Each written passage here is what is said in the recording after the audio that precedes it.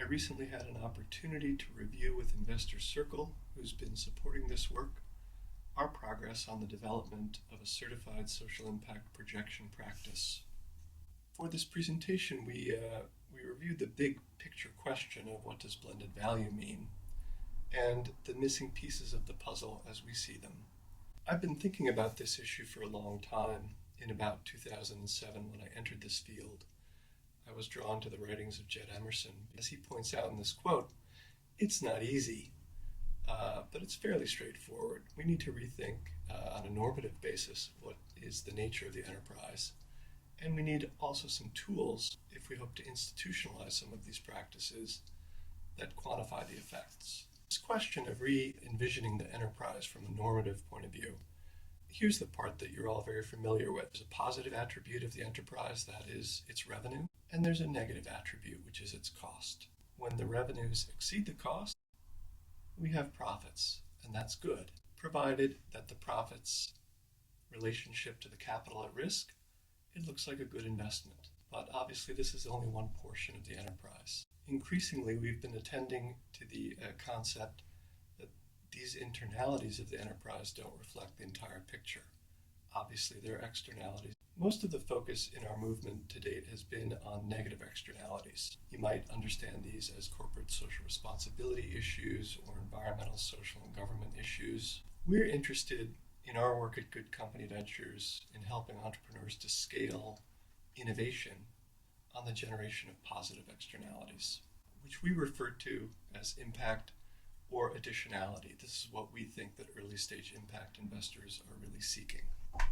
This is our view of blended value, all four quadrants visible to an impact investor who's trying to consider whether this might be a risk worth taking. Different investors are going to have different tolerances for whether a prospective impact investment performs most strongly from a financial point of view, or in this view might have a weaker financial outlook but a very strong delivery on its additionality. What we don't think is okay is when the impact investor is completely blind to the measure of additionality or impact that a prospective investment might generate. And it's the goal of our certified social impact projection practice to remedy this blind spot. These four quadrants aren't isolated. They're all dynamic in relationship to each other. An entrepreneur in designing their business model can create a more costly product or service if that additional cost is going to drive additional revenues. And there's obviously a lot of shifting of costs between external and internal. This non-static nature of the distinction between internalities and externalities is fundamental to our curriculum practice at GoodCompany Ventures. Using an example that came through our program recently of a user experience designer who was trying to make SNAP enrollment as easy as any other mobile app, we looked at the total value that was being created for families, for the government agencies that were promoting food stamps, and eventually decided that it was grocers that we could seek to bring in as a payor in the system. Now, once we make this judgment that it's the grocers that we're going to charge, that sets the boundary between internal and external. And it's important to understand that that is an artificial construct, an artificial division of the total value. But once that division has been made, it starts to drive all of the operational planning, all of the business design, and all of the communication with prospective investors. But we don't want to lose sight in a blended value conversation with impact investors of the value that isn't captured within the financial projections. In the case of this example, that value exceeds the revenue by over 100 times. And we think that needs to be part of the picture. If we're not measuring the positive social externalities of a new early stage innovation, what kind of problem does this create? I mean, who cares? It hasn't been done well to date, so maybe it's not such a big deal. First of all, we think there's a significant blind spot for the entrepreneurs if they're allowed to avoid articulating with specificity their social outputs. We'll use, for example, the social entrepreneur who's pitching a heartwarming story about addressing hunger issues by teaching people how to fish. If the entrepreneur hasn't been compelled to quantify the social outputs, you can be certain that they've left money on the table, so to speak, in terms of optimizing their business model. Often we get these Rube Goldberg devices for social entrepreneurs to deliver social outcomes. And when you try to map the capital at risk to the unit outcomes, they're often not only risky, but outrageously expensive, more expensive than direct aid. And so we've been pleasantly surprised at how useful this measurement practice has become for the entrepreneurs themselves. On the investor side, the key issue we're trying to resolve is how do investors identify which risks are worth taking. Imagine that the field of prospective investments looks like this to begin with no signal to differentiate between strong impact investments. The current approach is essentially various flavors of negative screening. Some investors rely on their sentiment, what's attractive to them, what moves them emotionally, what they find compelling. And in many circles, folks have tried to use the best available measurement tool, which appears to be the B-Lab assessment or the Gears assessment. In our experience with early stage companies in particular, they tend to either not be able to achieve any B-Lab assessment score at all, or that you end up looking at a bunch of companies with basically a C+, B- type of grade, and they're fairly narrowly clustered. We'll get into the reasons for that later on in the presentation. Our goal is to provide a metric that allows the really powerful, really capital efficient drivers of social impact to stand out from the crowd. It's as simple as that. Another issue that we're focused on has to do with portfolio performance. This is what your portfolio looks like in year 7 or so if you've had a successful one. This is what success looks like. What some people who are less experienced fail to appreciate about this set of outcomes is that early stage financial investors aren't just throwing darts. They spend a lot of time and a lot of financial due diligence looking at the projections and assumptions and convincing themselves that each and every early stage investment they make looks like a winner. What's of great concern to us is that if, when it comes to impact, the investors really are throwing darts, there isn't any standardized, rigorous, or quantified way of trying to make sure that each impact investment looks like a winner. When you apply the random set of outcomes represented in a portfolio across a random set of inputs, the results are too poor to justify the risk-taking involved. And lastly, on the investor side, one thing that I think bears attention as we try to institutionalize the world of early stage impact investing and early stage impact funds are formed, how are they going to compete over time and what type of incentives are we creating? They have a certain construct in terms of reporting on their financial returns, but how on earth are they going to result on the impact, a report on the impact that they're generating and compete with each other to identify who are really good risk managers and risk takers when it comes to blended value.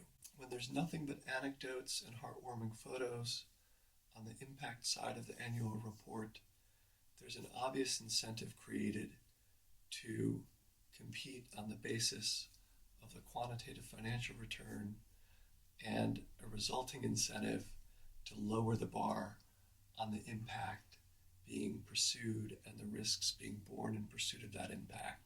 We're trying to do nothing less ambitious than foster an efficient market for risk capital for social innovation. With great humility and the appreciation that we're only taking baby steps in this direction, this is the solution that we've been working on. When I say great humility, we've been told by a lot of folks that this is impossible for a variety of reasons. And my current favorite response to the challenge of hard things is basically the $28 punchline if you bought Ben Horowitz's book, is that the only thing worth knowing about hard things is that they're hard. One way we attack hard things in our practice at Good Company Ventures is we take them back to first principles. Once upon a time, there was an entrepreneur who told a venture capitalist that they could make some money. And the venture capitalist asked, well, okay, how much? And over time, a series of practices and conventions and norms and expectations arose around how an entrepreneur communicates his financial prospects and projections to a venture capitalist.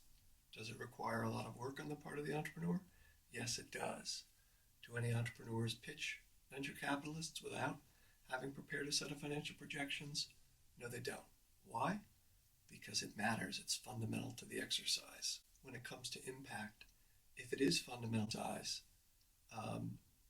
we're going to have to build practices over time. Let's imagine how this dialogue should work when a social entrepreneur tells an impact investor that they think they can make a difference.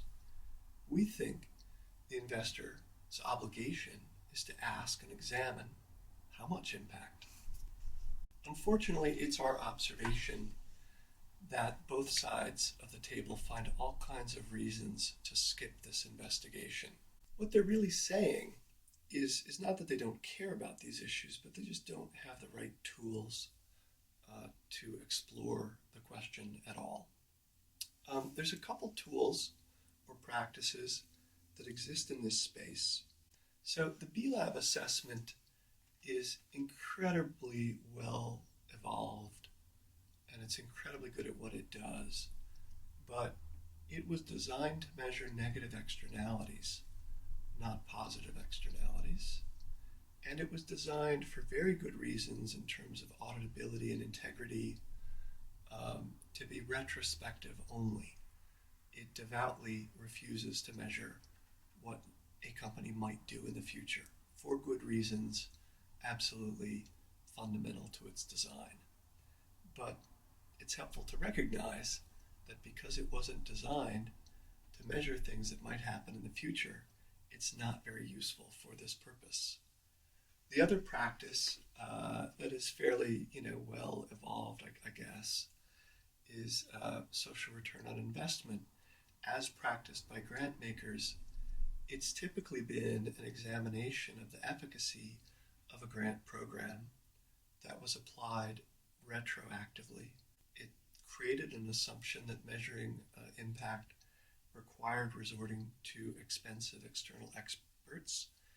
And after the grant makers had paid all of this money for the expertise, they were pretty underwhelmed with the results, because the results were never reliably accurate because of the translation of social values into financial measures.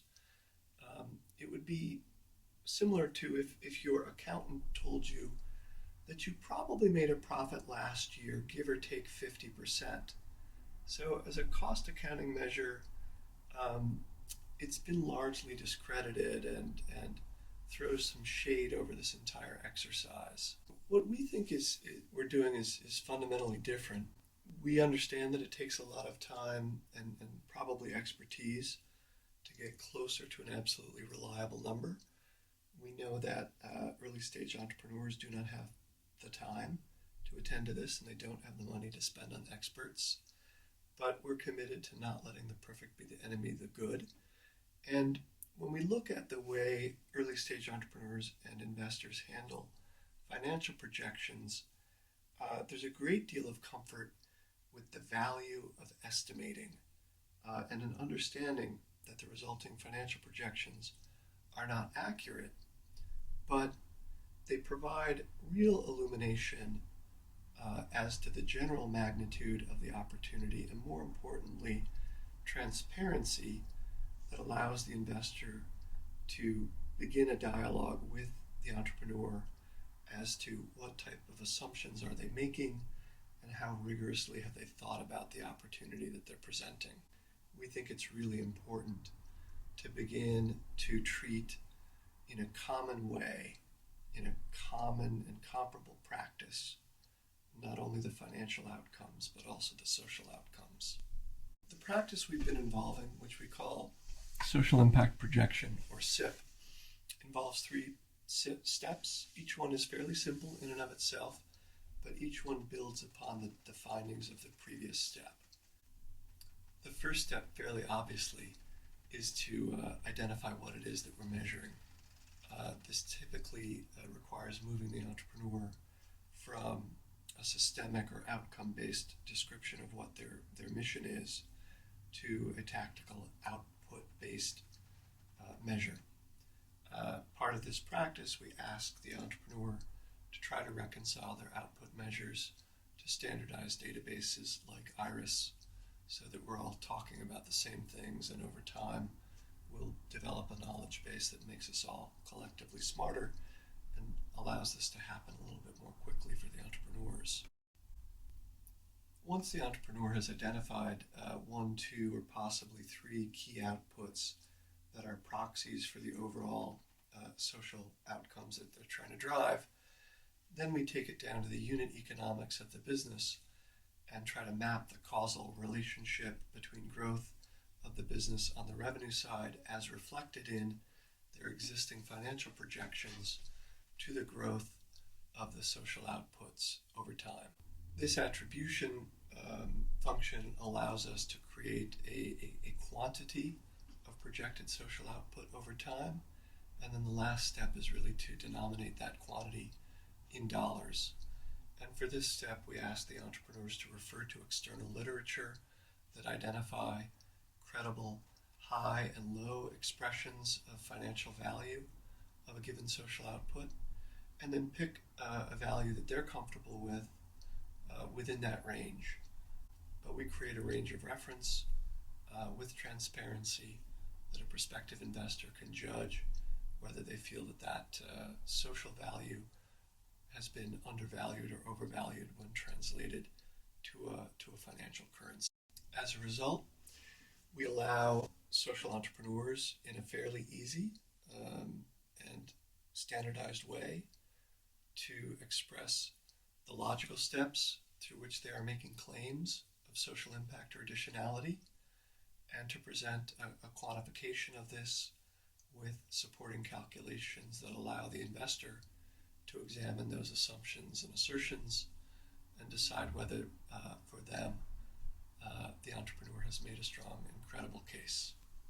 We've been working on this for a while, and I'd like to share a little bit of where we've been, what we've learned, and where we hope to take it. Over the course of 2015, we had the opportunity to apply the beta version of this practice to our final cohort of entrepreneurs in the Bloomberg Philanthropies funded Fast Forward program. And then we've also looked for opportunities to develop this practice with well-qualified entrepreneurs through workshops, through accelerators that were organized not only at SOCAP, but also other accelerators who are doing good work with well-qualified entrepreneurs. An observation of progress for us was that at the Mint competition, the submissions from Harvard, Columbia, and Wharton were all companies that not only had used the certified SIP model in their pitches, but attributed some of their success to their use thereof. We've also been spending time talking this up at conferences and getting feedback from other folks that are working in the impact measurement field. Quite recently, I had an opportunity to provide the opening keynote at Yale School of Management's first social impact conference, and I talked their ear off for about 45 minutes about this. I don't think they were quite aware that they had signed up for this. A couple things that we learned through this beta process. What we were thrilled by was that, without exception, we've gotten great feedback from the entrepreneurs about not only how this helps them talk about their hopes and dreams in addition to their business plans with impact investors, but how it helps them think about their business as managers and as designers of their business model. That's been really exciting. We had thought originally that we would have to drive adoption with pull from the investors, but I think really we're going to drive adoption with push from the entrepreneurs, because the entrepreneurs they really value this experience. So, having been reasonably successful in our beta program we decided we ought to take a pause and try to figure out what it would take to take this practice to scale. And we were fortunate enough to have the services of a social sabbatical team from SAP. So I won't go into the nitty-gritty of that business modeling exercise or the details of it, but I do want to touch on it so I can get to the punchline. They helped us develop a pricing model that we're looking forward to testing in the coming year, and they also helped us develop a sense that break-even in this practice could be achieved at an annual run rate that, in relation to the number of companies that are taking time or spending money to access the BLAB assessment, looks eminently reasonable. So there's a growth process here that requires some investment on our part to allow us to deliver the SIP practice to entrepreneurs on a digital platform that lowers our cost of delivery and improves their user experience. Once we start doing that, there's probably additional functionality to be added in terms of the reference databases. I mentioned integration with the IRIS database earlier on, but there's actually more heavy lifting to be done in terms of valuation databases, which do exist on a sector-by-sector basis. And then there's sort of a long-term goal. If we get a critical mass of entrepreneurs arming themselves with this type of data, how can we integrate this signaling function that the data provides into the various discovery platforms, Gust, AngelList, etc., and other platforms where companies compete for visibility, like crowdfunding platforms. That's fairly far down the road for us now, but it's an exciting thing to think about. But the part of the modeling exercise that I wanted to get to, because for us it was eye-opening, it's one reason it's always exciting to work with people that haven't been steeped in the social impact field. But the SAP team, they looked at this, and particularly in the context of the market size, and they said, well, all right, I was saying that the market size is really not that big because there's really not that many early stage social impact companies seeking funding in any given year. But he reminded us that the goal here ultimately is blended value. So the world of entrepreneurs that we hope to be serving is not only self-identified social entrepreneurs, but we're all collectively working towards a new understanding of the enterprise where the positive social externality is every bit as important to its managers and its employees as its financial results. So maybe there's a much bigger play here where we see this tool being adopted by all early stage startups. And if we can make any headway at all, then we would have taken a truly important step towards the realization of this vision of blended value that I started out the presentation with. We try to be very transparent with our work, not only because we want to educate as many people as we can as we go, but we're also really eager to get feedback. So if folks have thoughts, criticisms, comments, questions that they'd like us to address going forward, I do hope to hear from you in the comments section.